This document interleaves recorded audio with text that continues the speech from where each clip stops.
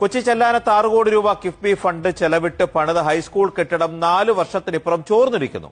2021 സെപ്റ്റംബറിൽ ഉദ്ഘാടനം നടന്ന സ്കൂൾ കെട്ടിടത്തിന്റെ ചുമരിലും സീലിംഗിലും വിള്ളൽ കണ്ടു തുടങ്ങി. ഇതോടെ ആശങ്കയിലാണ് പുത്തൻതോട് ഹയർ സെക്കൻഡറി സ്കൂളിലെ വിദ്യാർത്ഥികളും രക്ഷിതാക്കളും അധ്യാപകരും. പുതിയ ഹൈസ്കൂൾ കെട്ടിടം പണിയാൻ കിഫ്ബി നിർമ്മാണ കരാർ ലഭിച്ച വാപ്കോസ് കമ്പനിക്കെതിരെ പരാതി ഉയർന്നെങ്കിലും ഒരു നടപടിയുമില്ല.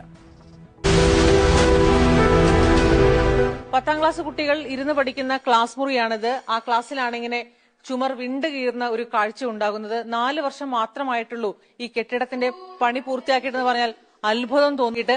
അപ്പോഴാണ് ഇങ്ങനെ കൈയൊന്ന് തട്ടിയാൽ പോലും അടർന്നു വീഴുന്ന തരത്തിൽ ഈ ഭിത്തിയെല്ലാം ചുമർ ഇടിഞ്ഞുകൊണ്ടിരിക്കുന്നത്.